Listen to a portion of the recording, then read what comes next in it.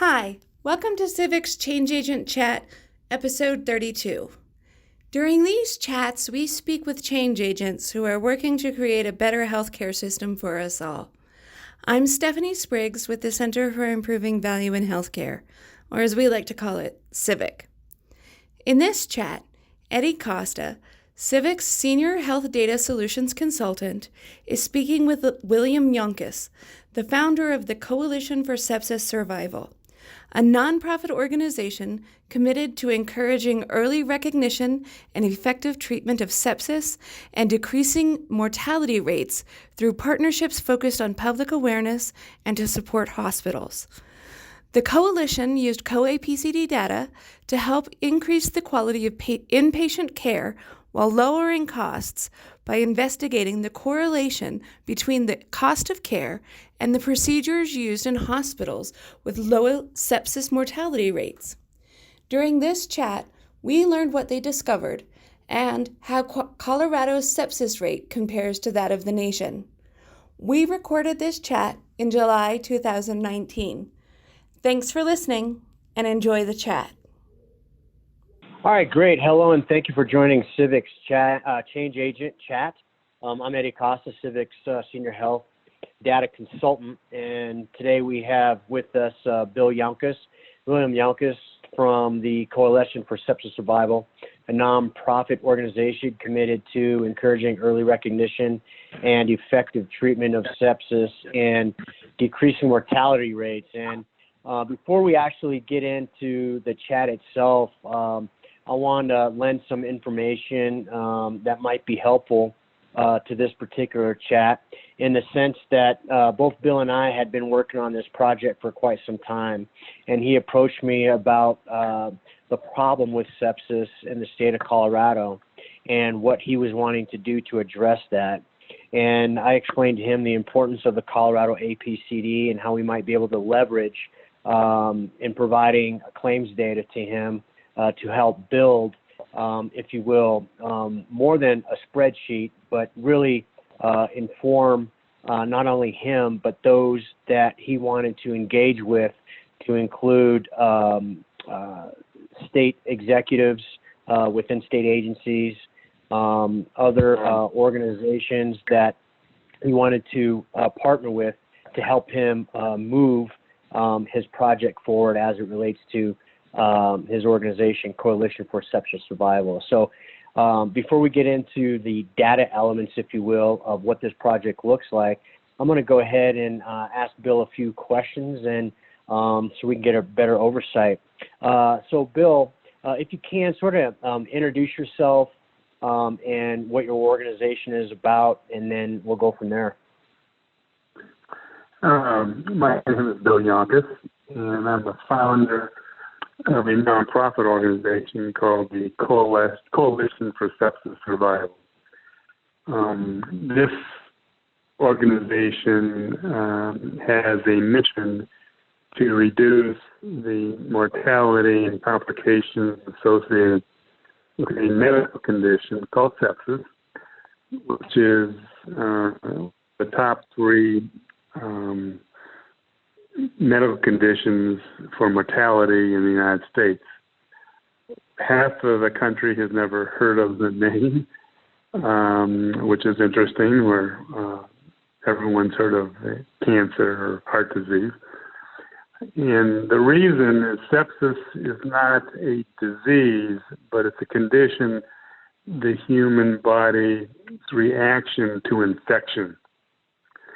So if a patient goes in the hospital, possibly with a diagnosis of pneumonia, the human body may inappropriately react to try to resolve the pneumonia problem through the immune system, when the immune system malfunctions.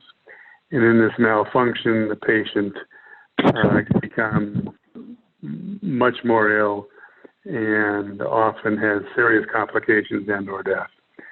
So sepsis is a result of an infection, and a hospital's ability to manage the infection is extremely important. What we found in our market research is that the mortality of a patient afflicted with sepsis can vary from 5, 6, 7% to as high as 50%, depending on the patient's other comorbidities in the hospital that the patient finds themselves in. Research has shown that if a hospital reacts very rapidly to diagnosing the sepsis condition, institutes the right therapy, that they can significantly reduce the mortality of sepsis.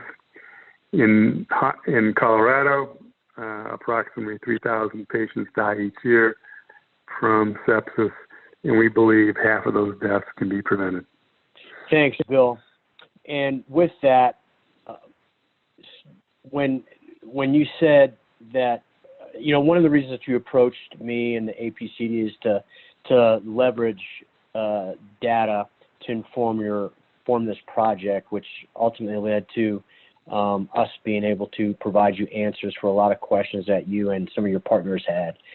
Having said that, the report that we provided, Bill, demonstrated average year by year, by pair, and by hospital and line of business, as well as length of stay as well, through looking at DRGs and providing Bill a report in the form of an Excel spreadsheet to where we listed certain procedures along with those procedure DRGs, along with a hospital mortality rate here in the state of Colorado, and a complication readmission percentage as well, based on number of procedures that were done. So having said that, Bill, if you can, what inspired your project? Originally, I'm a private investor, and one of my investments was a company that provided clinical training to hospitals so they can improve their outcomes for patients, reduce complications, reduce mortality. And sepsis stuck out as one of the single worst challenges that a hospital faced. And yet the hospital industry wasn't moving rapidly enough, at least in my opinion and some of my colleagues' opinion, to try to reduce the mortality. So I chose to create a nonprofit, specifically focused on this one disease state or medical condition, recognizing that by bringing attention, both public and industry attention to it, that we could hopefully accelerate the improvement of improving on sepsis outcomes. Perfect. And then I know that you've been involved in a lot of discussions. You and I have both been in a lot of meetings around either sepsis or just informing our healthcare ecosystem, if you will. How receptive have state agencies been, or can you share with us some of the partners that you might be working with as well on this particular project? We've reached out to a number of organizations, and we find all of the organizations have a sincere interest in trying to improve the quality of health care. As I'm sure you recognize, there's a lot of attention being brought to the cost and quality of health care in the United States, and we're part of that. I wish I could report that the movement was faster, but without the data, it's difficult to motivate organizations. We are now in discussions with a number of hospitals, as well as insurance providers that are now taking interest, more serious interest in the subject that wouldn't be possible if the data wasn't accessible. And, Certainly, the program that your organization offers is one of a key source that, to a certain extent, my bit of government leverage to collect the data, because hospitals obviously are reluctant to want to share quality data on a general basis. But the fact that we've had the data has enabled us to develop a number of serious discussions, and we're hoping over the next reasonable period of time that these will result in some very aggressive projects with organizations we can identify. Thanks, Bill. And then originally, right, this project that we coordinated on was to be used to highlight and bring awareness to patient mortality and morbidity with the goal of lowering patient costs. Have you had a chance, or is there more awareness in empowering patients, if you will, in our market as well? That's increasing at a kind of an interesting rate now. There's more and more consumer apps available that present costs of healthcare that are derived from research of patient billing records, et cetera. And I would expect over the next couple of years, the typical consumer or patient will be able to search for healthcare institutions the way they look for the best vacation places. Vacation or travel search sites are very common now. I would expect to see that more and more in the healthcare field. And the challenge has been, where do you get the raw data? The data that your organization provided was a very important start. Thanks for that. And then can you tell us maybe a little bit more what you learned from your study?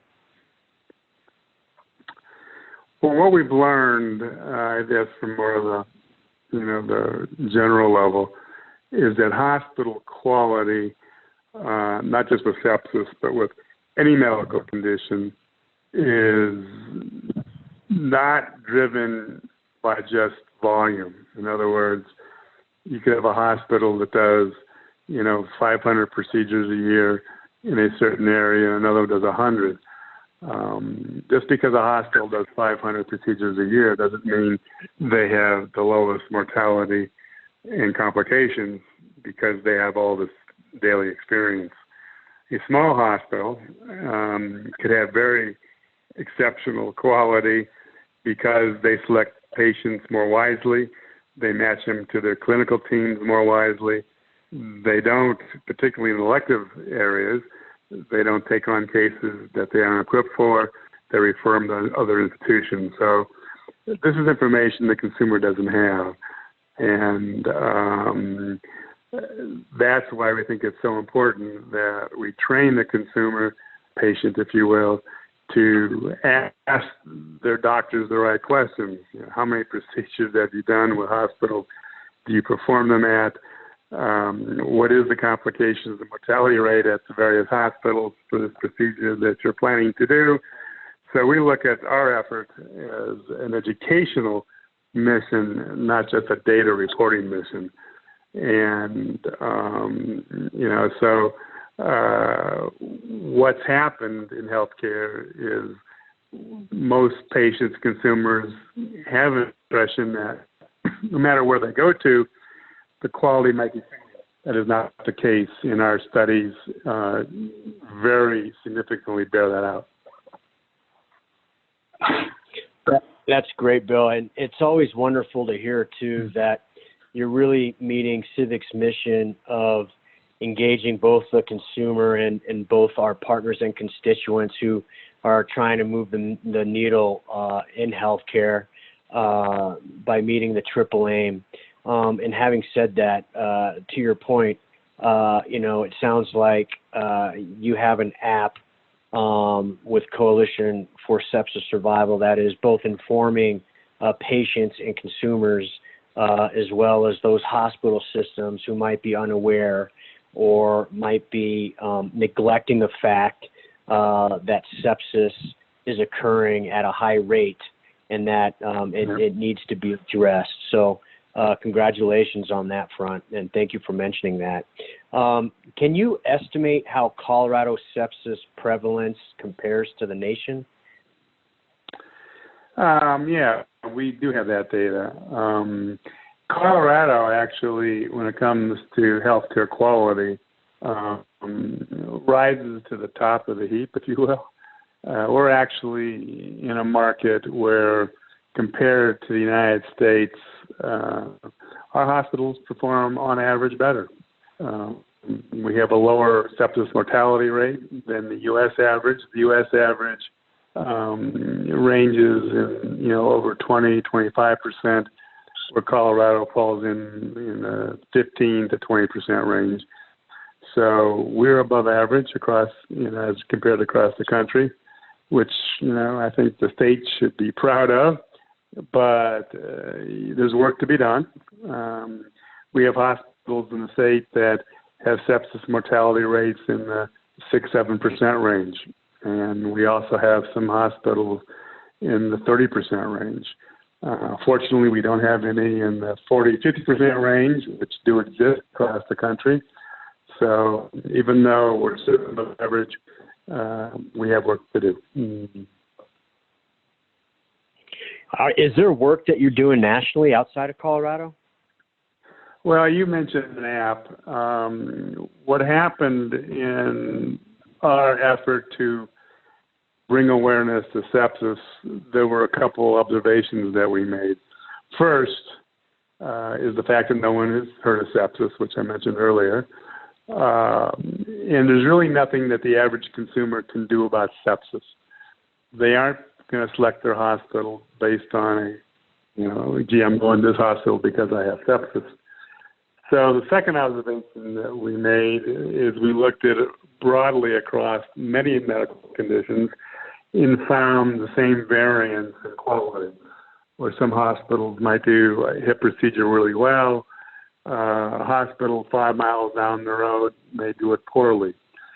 So what we did is we partnered with another company that we're involved with that's created an app that enables consumers, patients to search for hospitals based on more common medical conditions like, they need a hip replacement, or they're going to have, a birth, so they want to find the hospital for vaginal delivery or C-section. These are the kind of symptoms or procedures that patients look for. So this app will guide consumers and patients to hospitals that have the clinical quality that demonstrates some of the best in the country. In evaluating those hospitals, we build in an algorithm that incorporates their sepsis mortality and complications. And so they may have a low complication rate for, again, hip replacements. They also have a high sepsis mortality rate. Boy, you'd rather find a hospital that has high good results for hip replacement and also a low sepsis rate. So we're combining our sepsis mission with helping patients match their needs to more commonly selected procedures. And that app is called My Health Advisor. Mm-hmm. Thanks, Bill. And for those who want to learn more about this particular project, feel free to go to CIVHC's website at www.civhc.org, and then under the tab Change Agent, you'll come to another tab, View the Gallery, and you can find more information there, or you can reach out to me directly at ecosta@civhc.org. What's next for you, Bill? What's next for this particular project, and what does the future hold? Well, majority of my effort is in launching the app at the moment. We feel the best way to solve the sepsis problem is to get patients more interactive on what they look for every day for healthcare. And so the app's been under development for over 3 years, almost 4 years now, and it'll be launched this fall. We have a number of organizations interested in collaborating with us, companies that provide healthcare to their employees that would love to have the employees have a tool to select the best healthcare providers based on clinical data. And so we're full steam ahead. And we believe that as patients become more aware of the quality selections available to them in the market, we'll also be able to reduce sepsis mortality because it brings the spotlight onto our original mission, which was, sepsis awareness and in reducing sepsis mortality. Thanks for that, Bill. And finally, can you just touch on your thoughts on our data and working with Civic and what that looks like for our listeners? Well, I think, sure. We were probably a bit unique, I think, as a client. We're not a hospital. We're not an insurance provider. We're basically an independent organization in healthcare that was able to get a comprehensive look at how hospitals report data within the state. And I think as we look forward, our mission, healthcare, we see our mission is basically almost a state-by-state challenge. And so I think Civic is kind of helped us lead the market. Not all states provide programs like Civic does in Colorado. So we'd like to build on that database to set not only to meet our goals for improving quality in Colorado, but also begin to set a national process that we could possibly use in other states to collect the data. And certainly there's a national push to improve quality and reduce cost. I think the program that we have with you could be a great demonstration project on how the benefits could go far beyond just the state borders. Thanks for that, Bill. And I want to reiterate what a pleasure it has been working with you and your organization. I know we've had some long nights together and trying to figure this out, and I'm glad that for the most part those beginning conversations have come to fruition to where not only are you as Coalition for Sepsis Survival making a footprint in the state of Colorado, but you're also having a national presence as well. So I appreciate that, and thank you for your work. So thanks for listening to this Change Agent Chat, and have a wonderful day. This concludes this Change Agent Chat, and we hope to have you join us for more. Thanks again, Bill, for your time, and I look forward to working with you in the near future. My pleasure, Eddy. Thank you.